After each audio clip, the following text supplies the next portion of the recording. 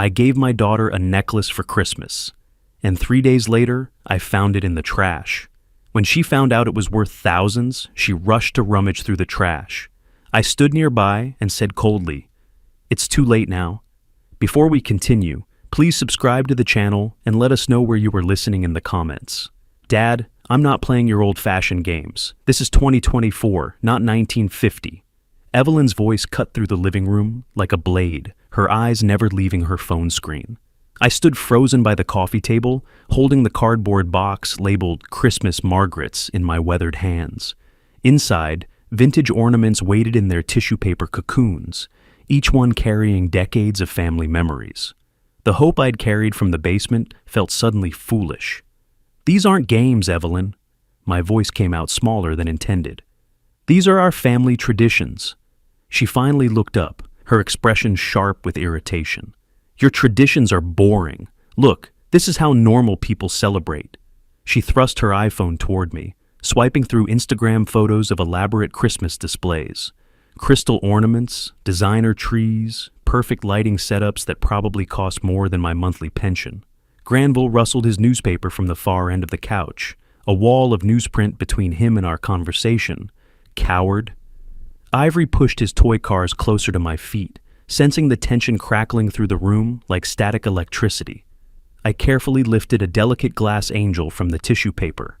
Margaret had painted the tiny face herself in 1987, the year Evelyn turned 5. "Your mother always—" "Don't you dare mention Mom!" Evelyn's voice exploded through the room. "She died 5 years ago. These dusty old things won't bring her back." The angel trembled in my palm. Ivory looked up at me with wide, frightened eyes, his small face pale in the lamplight. Even Granville's newspaper stopped moving.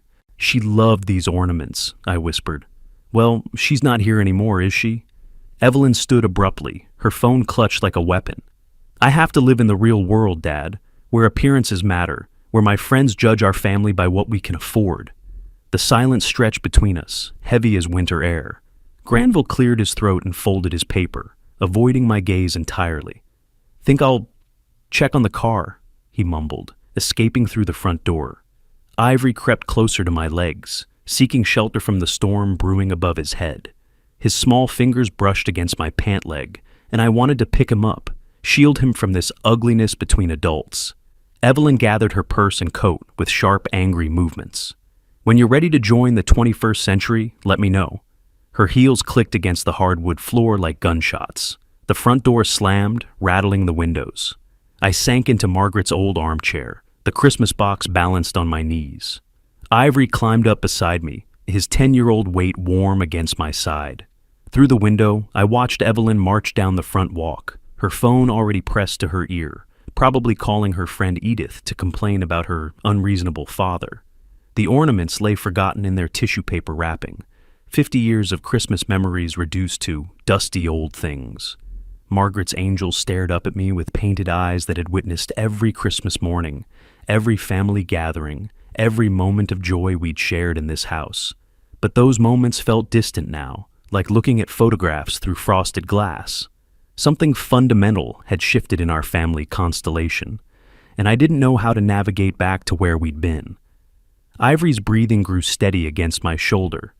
Outside, snow began to fall in the yellow circles of streetlight, just like it had the Christmas Margaret died, just like it had every winter since when I sat alone in this chair, wondering how everything had gone so wrong. Morning coffee tasted like ashes. I stood at the kitchen counter, my back to the doorway, listening to the old percolator bubble and pop as it had every morning for 30 years. The familiar rhythm usually brought comfort, but today it only emphasized the silence hanging over our house like fog. Footsteps echoed down the hallway. Sharp, determined clicks against hardwood that announced Evelyn's approach before she even appeared in the doorway. "Good morning, Dad." Her voice carried forced brightness, the kind people use when they want something. She swept into the kitchen carrying a folded paper and a small calculator, settling at the table with the precision of someone who'd rehearsed this scene. I poured coffee into 2 mismatched mugs, buying time. "Morning." Granville appeared briefly, grabbing his travel mug from the counter. He mumbled something about errands and slipped out the back door before I could respond. The coward couldn't even look me in the eye. Evelyn unfolded her paper with a flourish, spreading it across the scratched wooden surface. I've been thinking about our conversation yesterday. The paper was covered in neat handwriting and calculator totals, each line item precisely recorded. I set her coffee down and caught sight of the heading. Christmas shopping list, total $800. My stomach dropped. All my friends are having beautiful Christmases. Her voice took on that familiar edge of entitlement. And you're making us look like beggars. I pulled out the opposite chair, my joints protesting the movement. The list swam before my eyes. Professional Christmas tree, $150. Designer ornament sets, $200. Premium gifts for appearances, $300. Expensive hosting food, $150. We have a roof over our heads and food on the table. I kept my voice steady. That's what matters. What matters? She leaned forward, eyes blazing. Dad, you're living in the past. Granville might find better work, but right now, we need your help. I reached for my wallet, the worn leather soft between my fingers. $20 bills lay stacked inside, the remains of last week's pension check. $347. It had to last until the end of the month, cover groceries, utilities, the property taxes I paid for all of us. I'm already helping. The words came out tired, defeated. You live in my house, rent-free. That's not enough anymore. She snatched the calculator, punching numbers with aggressive jabs. The Grahams bought a 12-foot tree this year. Edith posted pictures of their gift pile. It looked like a store display. The percolator gave a final gurgle and fell silent. I counted the bills again, hoping somehow they'd multiplied. They hadn't. Evelyn, I don't have $800 to spend on Christmas decorations. Her face flushed red. You have that savings account. You never touch it. That's for emergencies. This is an emergency. She stood so quickly her chair scraped against the floor. My social reputation is dying, Dad. Every time I go to playgroup with Ivory, the other mothers talk about their elaborate Christmas displays. I see them looking at my cheap decorations, judging our family. I studied her face, searching for traces of the little girl who used to help Margaret bake cookies every December. That child had found magic in simple traditions, in homemade ornaments and hand-wrapped presents. When had dollar signs replaced wonder in her eyes? Your mother managed beautiful Christmases without breaking the bank. Wrong thing to say. Evelyn's expression turned volcanic. Mom had you making decent money at the factory. Times were different. She grabbed the shopping list, crumpling it slightly in her fist. This is what it costs to be normal now. The list fluttered to the floor as she threw it down, landing beside my chair like a discarded dream. Her heels clicked rapidly across the linoleum as she stormed toward the doorway. When you decide to stop being selfish, I'll be waiting. The kitchen fell silent except for the refrigerator's steady hum. I stared at the crumpled paper on the floor, its neat columns now wrinkled beyond recognition. My coffee grew cold in the mug as I sat there, wondering when providing a home became insufficient, when love got measured in price tags instead of presents. The rocking chair creaked under my weight, a gentle rhythm that had soothed Margaret through countless summer evenings. Tonight, bundled in my old coat against the December chill, I needed its comfort more than ever. Snow fell in lazy flakes, catching the yellow glow of street lamps and creating a wonderland that felt hollow without someone to share it. The photo album sat heavy on my lap, its leather cover worn smooth by decades of handling. Through the living room window, I could see the blue flicker of television light where Evelyn watched her evening programs. Upstairs, Ivory's bedroom glowed warm with homework lamplight. Granville's voice drifted from the neighbor's garage, where he'd gone to help with a project, another escape from the tension he refused to address. I opened the album to Christmas 1987. 5-year-old Evelyn stood on a kitchen stool beside Margaret, both of them flour-dusted and grinning as they rolled cookie dough. Evelyn's gap-toothed smile radiated pure joy, her small hands mimicking Margaret's movements with serious concentration. Back then, Christmas magic lived in those simple moments, in the smell of cinnamon and the sound of her laughter echoing through our kitchen. The pages whispered as I turned them.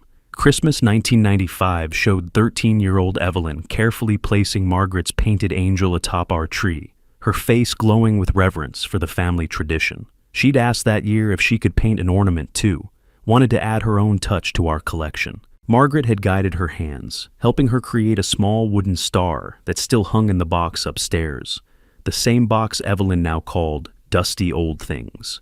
My fingers found the chain around my neck, Margaret's wedding ring sliding against my palm through the coat fabric. She'd worn it for 43 years, through good times and lean ones, never once measuring our worth by what we could afford to display. Christmas 2019 glowed from the next page, our last complete family photo. Margaret sat in this very rocking chair, moved inside for the occasion, surrounded by 3 generations. Ivory, only 5 then, perched on her lap, while Evelyn and Granville flanked the chair. We'd all worn matching red sweaters, Margaret's idea, though Evelyn had complained about looking too coordinated for social media. The opposite page showed Christmas 2020. Margaret's chair sat empty at the dinner table, a space that seemed to swallow all our attempts at normalcy. Evelyn looked strained, Granville uncomfortable, and Ivory confused by the adult sadness. That was when everything changed, when Christmas became about filling the silence instead of celebrating togetherness. When did my daughter start measuring everything in dollars? Margaret always knew how to balance tradition with Evelyn's modern ideas, finding middle ground between old and new. She would have known what to say this morning, how to reach through Evelyn's materialism and touch the heart underneath. The wind picked up, rattling the bare oak branches above the porch. Christmas lights twinkled on neighboring houses, elaborate displays that probably cost what I made in a month. The Hendersons had installed animated reindeer that moved across their lawn. The Johnsons' house blazed with thousands of LED lights synchronized to music. Even modest Mrs. Patterson had hired professionals to wrap her evergreens in white lights. Maybe I'd been too passive, too understanding. Maybe Evelyn needed to see that traditions weren't about expense, but about connection.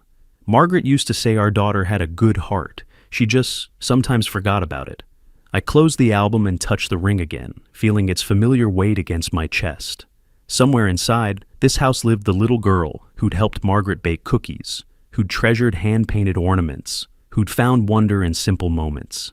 That child hadn't vanished. She'd just gotten buried under years of comparing herself to others, of measuring success by appearances instead of substance.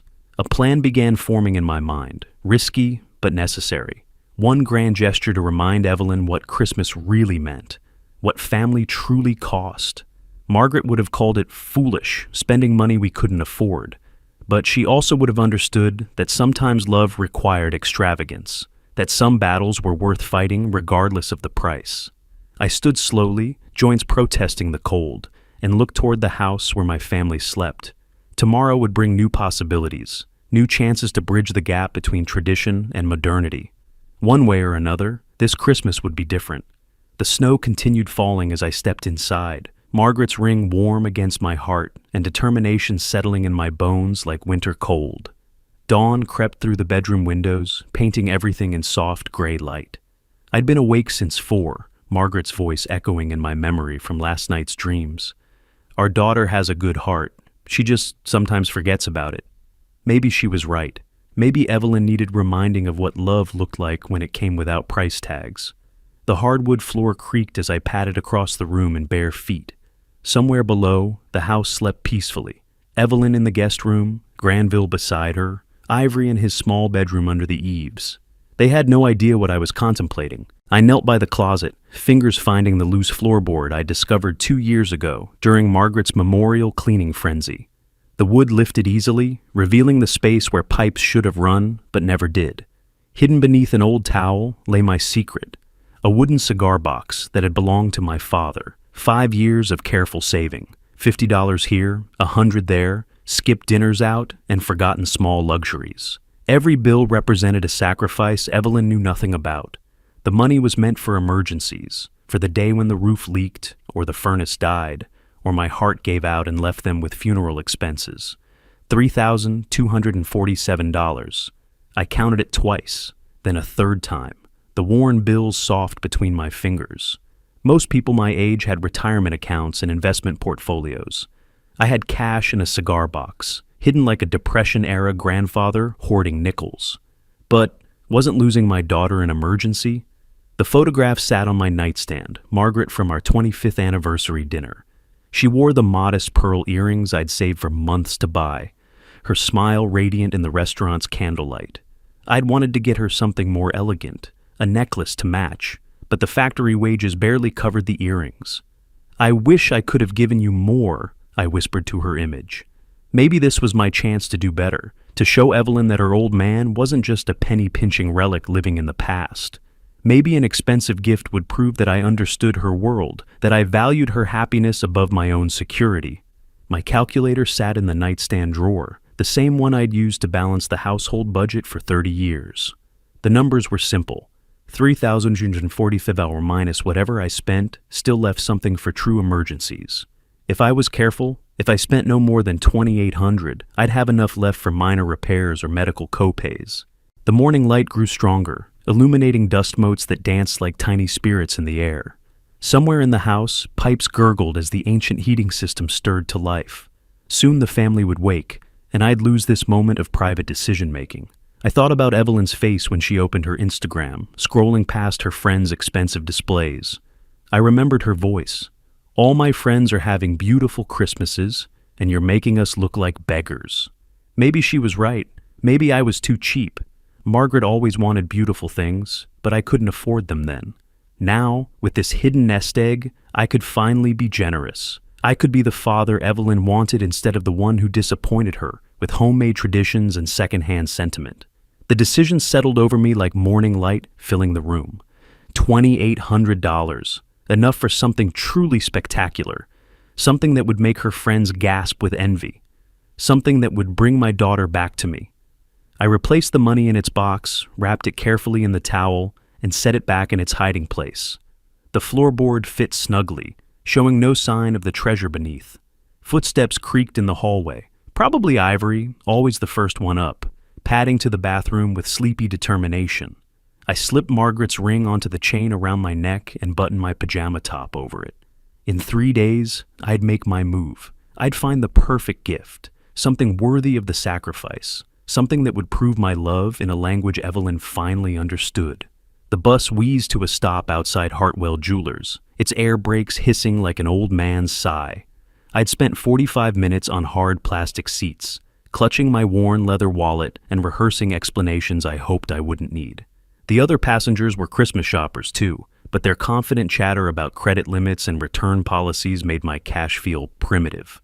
Downtown Columbus bustled with holiday energy. Hartwell's storefront gleamed beneath tasteful gold lettering, its window displays arranged like museum pieces. Each necklace rested on black velvet, spotlit like crown jewels. The prices weren't visible from the sidewalk, never a good sign. I straightened my 15-year-old suit jacket and pushed through the heavy glass door. Inside, classical music played softly over thick carpet that muffled every sound. Crystal chandeliers cast warm light over display cases lined with treasures worth more than my annual pension. Other customers browsed casually, platinum cards peeking from designer wallets like membership badges to a club I'd never join. "Good afternoon, sir. I'm James Hartwell." A distinguished man in his 50s approached with practiced warmth. "How may I help you today?" My tongue felt thick. "I'm looking for something special. For my daughter. Christmas." "Wonderful. What kind of piece were you considering? A necklace, maybe? Something elegant?" James guided me to a display case where pearls gleamed like captured moonlight. "These are quite popular for gifts, cultured Akoya pearls from Japan, each one perfectly matched." I stared at a strand that seemed to glow with inner light. Small diamonds sparkled between the pearls, like stars scattered across snow. It was exactly what Margaret would have chosen, classic and timeless. "How much?" My voice came out as a croak. "This particular piece is $2,700 plus tax. The craftsmanship is exceptional. Hand-set diamonds, sterling silver clasp with a safety chain." My heart hammered against my ribs, almost everything I'd saved. "Are you sure it's worth that kind of money?" James lifted the necklace carefully, letting it catch the light. "Absolutely, sir. This is a work of art. Your daughter will treasure it forever." I imagined Evelyn wearing it, the pearls luminous against her skin, her friends speechless with envy. "I'll take it." "Excellent choice," James beamed. "Will you be paying with credit card today?" Heat crept up my neck. "Cash." "Of course." He didn't blink, didn't judge. Let me get the paperwork started. 20 minutes later, I sat at his desk, counting out bills like a man buying a used car. Hundreds, 50s, 20s, 5 years of small sacrifices spread across mahogany. James counted discreetly, his fingers swift and professional. $2,847.99, he announced, sliding a receipt across the desk. With tax included. I signed with shaking hands, watching my savings disappear into his cash drawer. But the presentation was magnificent. A silk-lined box that opened like a jewelry store dream, the necklace nestled in midnight blue velvet. A certificate of authenticity went into a separate envelope, official and impressive. "She's very lucky to have such a thoughtful father," James said, placing everything in an elegant shopping bag. Outside, winter air bit through my suit jacket as I waited for the bus. The bag felt precious in my hands, heavier than its contents should have been. Through the jewelry store window, I saw James helping another customer, someone younger with an easy confidence I'd never possessed. But I had something now. Something spectacular. Something that would prove to Evelyn that her father understood the value of beautiful things, that love could be measured in carats and quality settings. The bus arrived with its familiar wheeze.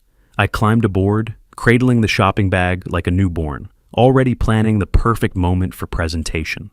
Christmas evening, after dinner, with the tree lights glowing and the family gathered close. This time, she'd understand. This time, she'd see how much I loved her. The living room sparkled with Christmas magic. Tree lights twinkled among Margaret's old ornaments, the ones I'd finally convinced Evelyn to help me hang 3 days ago. Mildred sat in the corner armchair, her sharp eyes missing nothing. The Grahams occupied the love seat, Edith clutching her wine glass with predatory anticipation for family drama. Gift wrapping littered the coffee table like colorful carnage. Ivory played contentedly with his new remote control car, the sound of tiny wheels buzzing across hardwood. Most presents had been opened already. Sweaters from Mildred, gift cards from the Grahams, practical items that wouldn't break anyone's budget. I'd saved mine for last. The jewelry store bag sat hidden behind my armchair, elegant and substantial. My hands trembled slightly as I retrieved it, feeling every eye in the room shift toward me. Even Granville looked up from his position by the fireplace, newspaper forgotten. "Evelyn, this is for you." My voice caught slightly. "I hope you'll like it." She looked surprised at the formal presentation, the expensive-looking bag that clearly hadn't come from a department store. "Oh, Dad, how lovely. Thank you so much." But her enthusiasm felt rehearsed, the bright tone she used with telemarketers. I settled back in my chair as she opened the bag, lifting out the midnight blue jewelry box with careful hands. The room fell silent, except for Ivory's car humming across the floor. The box opened with a soft click. Edith gasped. Even Mildred leaned forward, her eyebrows raised. The pearls caught the Christmas lights, each one glowing like a tiny moon. The diamonds sparkled between them, sophisticated and undeniably expensive. Evelyn's face went blank for a moment, the only genuine expression I'd seen from her all evening. "It's beautiful," she whispered, and for a heartbeat, I saw my little girl again. She lifted the necklace carefully, letting it drape across her palm. Mildred made a soft sound of approval. Even Hyman Graham set down his drink to get a better look. "Let me help you put it on," I offered, standing. "No, that's okay." Evelyn moved to the mirror above the fireplace, fastening the clasp behind her neck. The pearls transformed her, adding elegance to her simple Christmas sweater. She looked like the daughter I'd always imagined, sophisticated and radiant. "It looks very expensive," Edith gushed, clearly impressed. And that's when everything went wrong. Evelyn turned to face our guests, one hand touching the necklace at her throat. "Dad always knows where to find nice costume jewelry at the supermarket. Isn't it sweet?" The words hit me like a physical blow. Costume jewelry, supermarket. "Oh no, it's just imitation," she continued, her voice carrying that familiar dismissive edge. "But the thought is what matters, right?" Mildred's expression shifted to confusion. She knew quality when she saw it, had worked retail for 40 years. "Evelyn, dear, I think—" "Really though, Dad, it's lovely, very convincing." Evelyn's smile was bright and false as Christmas morning plastic. "I'll save it for special occasions." She unclasped the necklace and set it carelessly on the coffee table, where it lay like a discarded dream among the wrapping paper. $2,800 worth of genuine pearls and diamonds, dismissed as drugstore trinkets. "Actually, I should probably put it somewhere safe," she added, but made no move to touch it again. The conversation moved on to other topics, but I remained frozen in my armchair, staring at the necklace that represented 5 years of sacrifice. The Grahams exchanged glances. They'd witnessed something uncomfortable, though they couldn't quite identify what. Ivory crawled over and examined the necklace with 10-year-old honesty. "It's really pretty, Grandpa, like princess jewelry." "Thank you, buddy," I managed. Later, as guests gathered their coats and made their leaving noises, I noticed the necklace still on the coffee table. Evelyn chatted with Edith by the door, already having forgotten about her father's gift. I reached toward the pearls, then stopped. Let it lie there. Let her discover its true value some other way, some other time. Maybe then she'd understand what her casual cruelty had cost. The house emptied gradually, leaving only family and the aftermath of Christmas. Granville helped clean up wrapping paper while Evelyn loaded the dishwasher, normal domestic sounds that couldn't mask the silence growing between us. The necklace remained on the coffee table, gleaming under the tree lights like a question mark nobody wanted to answer. The front door clicked shut behind the Grahams, their footsteps fading down the walk. Mildred had already left with polite kisses and promises to call soon. Now only family remained, surrounded by the debris of Christmas evening. Empty wine glasses, crumpled napkins, the lingering scent of roast and disappointment. "Well, that went nicely," I offered, gathering dessert plates from the dining room table. Yes, the guests seemed satisfied. Evelyn's voice carried no warmth, just the mechanical politeness of someone checking items off a social obligation list. She moved efficiently between kitchen and dining room, collecting serving dishes with the same casual indifference she'd shown my gift. The necklace still lay on the coffee table, where she'd abandoned it hours ago. Every time I passed through the living room, the pearls caught Christmas tree lights like tiny accusations. $2,800 gleaming among wadded wrapping paper and empty wine glasses. Granville focused on practical tasks, loading the dishwasher, wiping counters, taking out trash bags filled with holiday waste. "I'll get these to the curb for tomorrow's pickup," he announced, grateful for any excuse to escape the tension crackling between his wife and father-in-law. Steam rose from the sink as I scrubbed plates with unnecessary intensity, my hands moving automatically while my mind replayed Evelyn's performance. "Dad always knows where to find nice costume jewelry at the supermarket." The words echoed in my skull like a recording stuck on repeat. Ivory appeared in his pajamas, rubbing sleepy eyes. "Grandpa, can I wear the pretty necklace tomorrow? It sparkles like princess jewelry."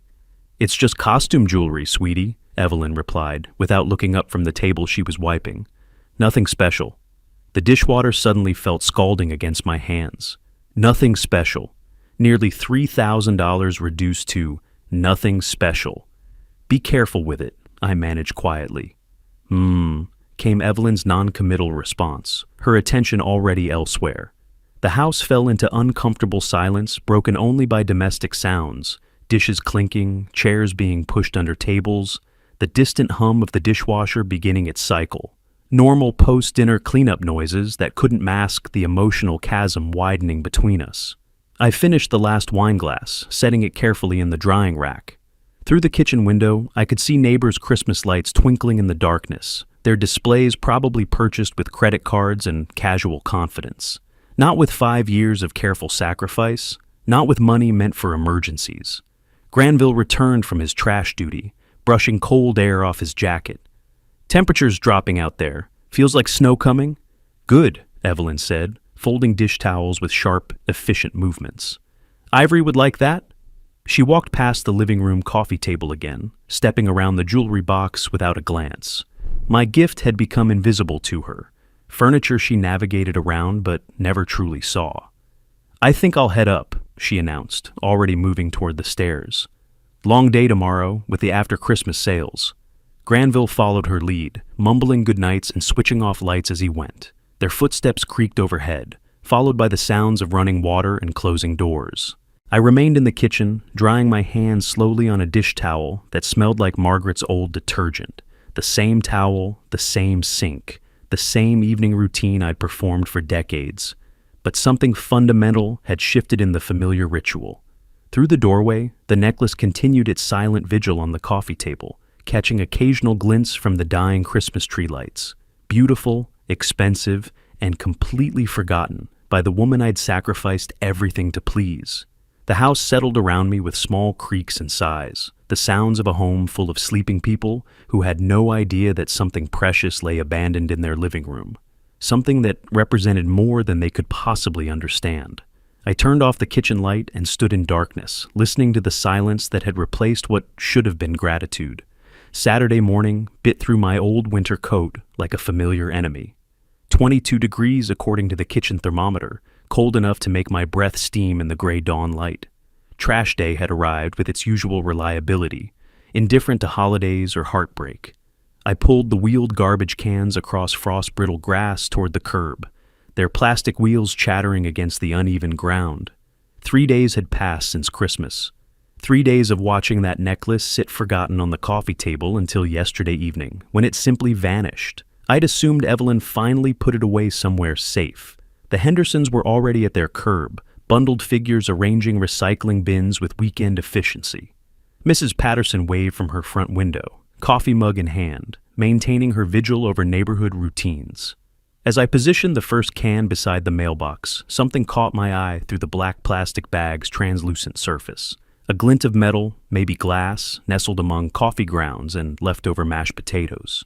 Curious, I loosened the bag's tie and peered inside. My heart stopped.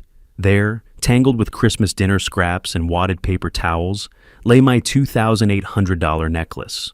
Pearls coated with gravy residue, diamonds dulled by potato starch. The elegant clasp I'd watched James Hartwell demonstrate now, sticky with holiday waste. She hadn't put it away safely. She'd thrown it in the garbage like leftover turkey. My hands shook as I carefully extracted the necklace, trying not to damage the delicate stringing while removing bits of food debris. The pearls still glowed beneath their coating of kitchen waste, each one a perfect sphere that had taken years to form in Japanese waters. The diamonds caught morning sunlight, despite their film of grease, tiny prisms that had survived millennia underground, only to end up in my trash can. $2,800, nearly every penny I'd saved over 5 years, thrown away like it was worthless. The garbage truck rumbled in the distance, beginning its methodical journey through our neighborhood. Soon it would turn onto our street, and this beautiful, expensive symbol of my love would be crushed with banana peels and coffee filters, hauled away to a landfill where it would spend eternity buried under other people's discarded dreams. I stood in the cold morning air, holding a necklace worth more than most people's monthly salary, picking food scraps off pearls that had cost me everything. My breath came in sharp puffs that dissipated quickly in the freezing air, like the hopes I'd harbored for Christmas morning. So, this was how she truly felt about my love. Not just indifferent, actively dismissive. The necklace wasn't worth keeping in a drawer or jewelry box. It wasn't even worth the small effort of returning to me with polite thanks. It was literal garbage to her, waste to be collected and hauled away with potato peelings and used napkins. The sound of the garbage truck grew closer, maybe 2 streets away. I pulled tissues from my coat pocket and gently cleaned each pearl, each diamond, restoring their shine one careful swipe at a time. The necklace's beauty emerged from beneath the debris like truth surfacing through lies. This wasn't costume jewelry. This wasn't supermarket trinkets. This was genuine, valuable, beautiful. Everything Evelyn had dismissed it as not being. And she'd thrown it away without a second thought, without even bothering to look closely enough to recognize its quality. As I lifted the clean necklace to the morning light, watching it catch the sun like captured starlight, I understood something fundamental had changed between my daughter and me. This wasn't just about Christmas gifts or family traditions or even money. This was about respect, about recognition, about the value of sacrifice, and it was about teaching someone a lesson they'd never forget. The garbage truck turned onto our street, its hydraulic whine echoing between houses. I slipped the necklace into my coat pocket and wheeled the empty garbage can back toward the house, leaving the truck to collect nothing but ordinary waste. Some treasures were worth saving, some lessons were worth teaching, and some daughters needed to learn exactly what they'd thrown away. The morning sun had climbed higher by the time I settled into Margaret's rocking chair with my coffee and the evidence. 2.5 hours had passed since the garbage discovery, time spent carefully cleaning the necklace, returning it to its silk-lined box, and retrieving the receipt from my dresser drawer where I'd tucked it for safekeeping.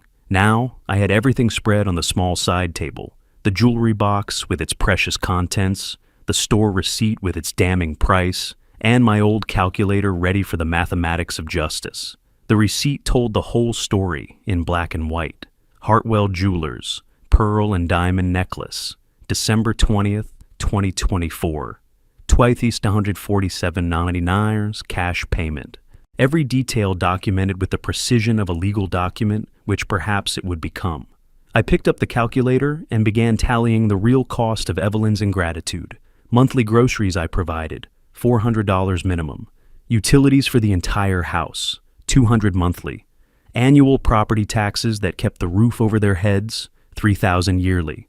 Last year's emergency medical bills when Ivory needed stitches, $800. Over 3 years of supporting her family, the total approached $25,000. $25,000 in rent-free housing, covered expenses, and quiet generosity that she'd come to expect as her due rather than recognize as sacrifice. And now she'd thrown away nearly $3,000 more without a moment's consideration. But here was the delicious irony. She didn't know what she'd thrown away. In her mind, she'd discarded worthless costume jewelry, cheap trinkets that deserved no better fate than the garbage can. She had no idea she'd tossed nearly $3,000 of genuine pearls and diamonds like they were plastic beads from a dollar store. The plan began forming with crystalline clarity, as precise as the cut of the diamonds she'd dismissed. Evelyn thought she was so sophisticated, so worldly compared to her old-fashioned father. She mocked my supermarket jewelry to her friends, performed gratitude while delivering humiliation. But her sophistication was all surface. She couldn't recognize quality when it lay in her hands. What would happen if she discovered the truth? Not gradually, not through gentle revelation, but suddenly, unmistakably, in a way that would make her realize exactly what she'd done. I rocked slowly, watching the house where my ungrateful daughter slept late on Saturday morning, probably dreaming of after-Christmas sales and credit card purchases. She measured everything by price tags, but couldn't identify value when it stared her in the face. Margaret used to say that some lessons could only be learned through consequences, that wisdom sometimes required uncomfortable truths. She'd taught Evelyn to face the results of her choices, whether it was forgotten homework or broken promises. But Margaret had died before our daughter's character hardened into its current shape, before gratitude became performance and love became transaction. Perhaps it was time for one final lesson. A teaching moment that would show Evelyn exactly what disrespect cost, what casual cruelty looked like when reflected back at her. What happened when someone assumed their father was too stupid to know the difference between real and fake. I folded the receipt carefully and slipped it into my shirt pocket, right over my heart where Margaret's ring rested on its chain. The necklace went back into its elegant box, evidence preserved for the right moment. Standing slowly, joints protesting the winter cold, I looked toward the house where my family lived in the comfort I provided. The plan was still forming, details emerging like pearls strung one by one onto silk thread. But the direction was clear now. No more passive acceptance. No more turning the other cheek. No more letting disrespect masquerade as modern sophistication. Evelyn wanted to play games about value and worth. She wanted to humiliate her father in front of friends while living off his generosity? Fine. Let the games begin. But this time, I'd be the one holding all the cards, and the receipt that would teach her the most expensive lesson of her adult life. Sunday morning light filtered through my bedroom windows, casting long rectangles across the hardwood floor. I sat on the edge of my bed, reading glasses perched on my nose, studying the receipt that would change everything. 24 hours had passed since I'd found that necklace in the garbage, and my plan had crystallized with the precision of fine clockwork. The receipt told its story in black ink on white paper. Hartwell Jewelers, pearl and diamond necklace, handcrafted, December 20th, 2024. $247.99, cash. Every detail perfectly preserved, waiting for its moment of revelation. I'd spent yesterday evening observing Evelyn's routines with the patience of a naturalist studying wildlife. She was a creature of habit, predictable as sunrise. Every morning at 9:45, she descended the stairs in her terry cloth robe. At 10 o'clock sharp, she made coffee and checked the kitchen counter for mail, messages, anything that required her attention. Always alone during this time, Granville long gone to his sales calls, Ivory at school. Perfect. My small notebook contained the observations. 10 a.m., coffee routine, counter check, usually 15 minutes alone. The timing would be crucial. Too early, and she might miss it. Too late, and the opportunity would pass. But at exactly 10 o'clock, when she stood waiting for the coffee to brew, scanning the counter with sleepy morning eyes, that's when she'd find what I'd left for her. The receipt needed to look accidentally dropped, not deliberately placed. I folded it carefully, making sure the price remained visible, but naturally so. The store name would catch her attention first. Hartwell Jewelers wasn't some discount chain. Then her eyes would find the item description, and finally that devastating number, $2,147.99. I wondered how long it would take for her comprehension to dawn. How many seconds between reading the words and understanding their meaning? How quickly would casual indifference transform into panicked desperation? The bedroom clock showed 8:30. Plenty of time to position myself downstairs, to be ready when her world shifted on its axis. I slipped the receipt into my shirt pocket, right over my heart where Margaret's ring rested on its chain. 2 pieces of evidence, one of love lost, one of love discarded. Standing slowly, joints protesting the morning cold, I moved to my dresser where the jewelry box sat hidden behind old sweaters. Inside, the necklace lay clean and beautiful, every pearl lustrous, every diamond sparkling like captured starlight. She'd thrown this away like garbage, but it remained valuable, precious, worthy of respect. Unlike its former owner's gratitude, the house stirred with morning sounds, creaking floorboards, the whisper of someone moving upstairs, the distant hum of the heating system cycling on. Soon Evelyn would begin her descent, unaware that this Sunday morning would teach her the most expensive lesson of her adult life. I checked the clock again. 8:45, time to take my position. The receipt felt warm against my chest as I headed for the stairs, my footsteps silent on the familiar treads. 15 years of living in this house had taught me which boards creaked, which stairs whispered secrets. I moved like a ghost through my own home, preparing to haunt my daughter's conscience. In the kitchen, I surveyed the counter space near the coffee maker. The receipt would go there, beside the sugar bowl, where morning light from the east window would make every printed letter crystal clear. Close enough to the coffee station that she couldn't miss it, casual enough to seem accidentally dropped. The clock on the microwave glowed green. 8:55 a.m. 5 minutes until execution. I positioned myself in the living room doorway where I could observe the kitchen without being seen. Margaret's old rocking chair sat nearby. She'd loved watching morning sunlight paint patterns across the walls. Today that light would illuminate something far more significant than dust motes and coffee steam. Footsteps creaked overhead, right on schedule. The receipt crinkled softly as I removed it from my pocket, unfolding it to reveal its secrets. In 10 minutes, maybe 15, Evelyn would hold this same piece of paper. Her casual dismissal would transform into desperate panic. Her confident superiority would crumble into horrified realization. And then she'd come looking for her father, ready to explain how she'd accidentally thrown away nearly $3,000. But I'd be ready with the truth. The kitchen remained silent as I slipped the receipt beside the coffee maker at exactly 9:55 a.m. Morning sunlight caught the white paper, making the black ink stand out like a billboard advertisement. Perfect placement, impossible to miss, natural enough to seem accidental. I retreated to my observation post in the living room doorway, newspaper folded in my hands as camouflage. The house held its breath around me, waiting for the performance to begin. Right on schedule, footsteps creaked on the stairs. Evelyn appeared in her familiar terry cloth robe, hair tousled from sleep, moving with the automatic efficiency of someone following a routine older than memory. She padded directly to the coffee station, her slippers wisering against linoleum. The coffee maker gurgled to life under her touch. Steam began rising from the brewing chamber, while she turned her attention to the counter, scanning for anything that required her attention. Mail, messages, reminders, the detritus of domestic life that accumulated like snow. Her eyes found the receipt. She picked it up casually, probably expecting a grocery store slip or utility bill. The paper rustled between her fingers as she held it closer to catch the morning light. "Hartwell Jewelers," she read aloud, voice still thick with sleep. I watched her blink, focusing more intently on the unfamiliar letterhead. Her free hand reached for the counter, steadying herself as consciousness sharpened. Pearl and diamond necklace. The words came slower now, confusion creeping into her tone. Handcrafted.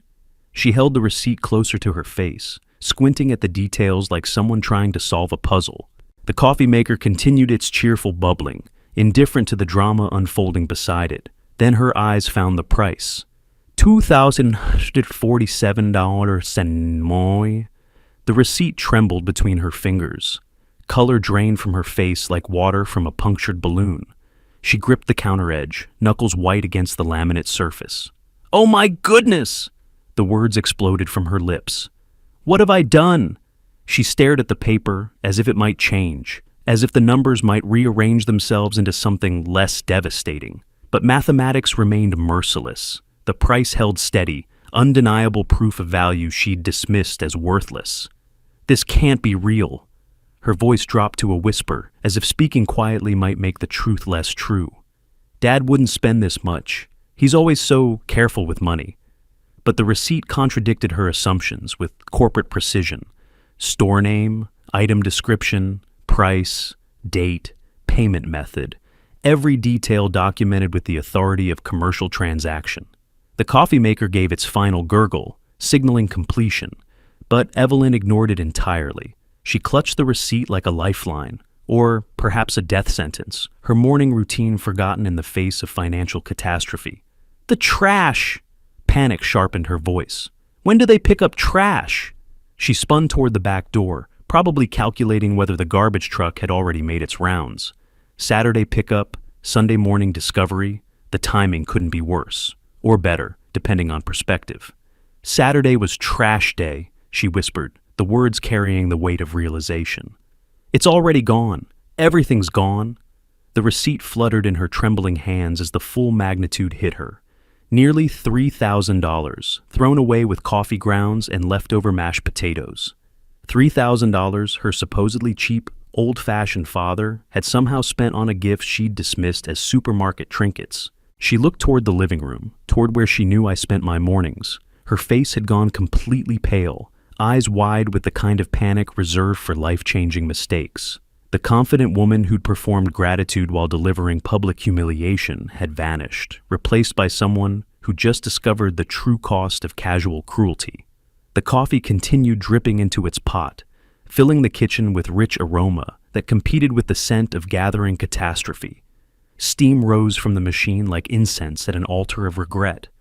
"Oh no, oh no, oh no," she whispered, clutching the receipt against her chest as if she could absorb its contents back into reality. Undo what couldn't be undone. She took a tentative step toward the living room, then stopped. What could she say? How could she explain throwing away a gift worth more than most people's monthly salary?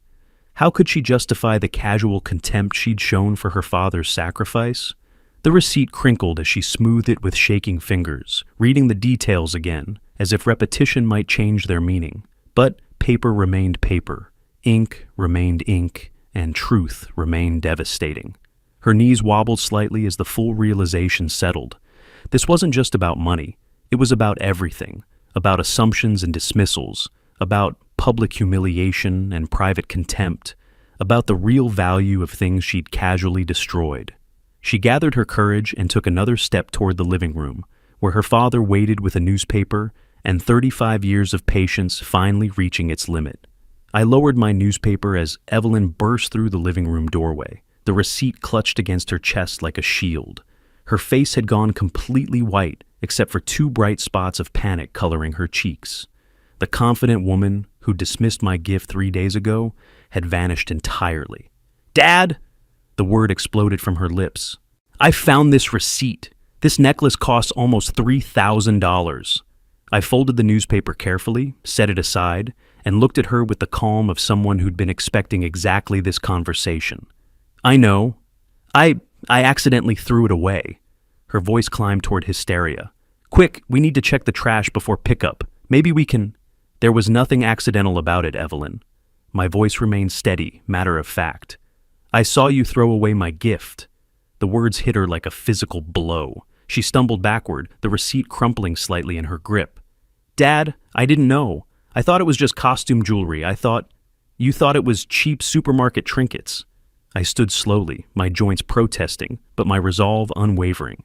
That's exactly what you told the Grahams and Mildred. Dad always knows where to find nice costume jewelry at the supermarket. Those were your precise words. Color flooded back into her face, but now it was shame rather than panic. I didn't want them to think. You didn't want them to think your father was capable of generosity? You didn't want them to know I'd spent real money on you? I walked to the window, looking out at the neighborhood where our drama played out invisible to watching eyes. Or did you simply enjoy humiliating me in public? Dad, please, I made a mistake. I didn't understand. I turned to face her fully, and something in my expression must have warned her that apologies would no longer suffice. Let me help you understand, Evelyn. For 3 years, I've provided your family with free housing in a property worth over $200,000. I pay the utilities, roughly $200 monthly. I cover the property taxes, $3,000 annually. I buy groceries when your husband's sales are slow. I paid $800 for Ivory's emergency room visit last year. She opened her mouth to speak, but I continued relentlessly. Conservative estimate, $25,000 in support over 3 years. And you repaid this generosity by publicly humiliating me while literally throwing my love in the garbage. Dad, I'm sorry. I'll be more grateful, I promise. No. The word cut through her desperate promises like a blade. You won't have the opportunity. Something in my tone finally penetrated her panic. She stopped pleading and stared at me with growing comprehension. You have 3 days to find alternative housing arrangements for yourself and Granville. I kept my voice calm, businesslike. I will no longer provide financial support for either of you. Dad, you can't be serious. I'm completely serious. I returned to my chair, picking up the newspaper as if this were a routine conversation. Ivory will always have a place in this house. He's innocent in this. But you and your husband do not.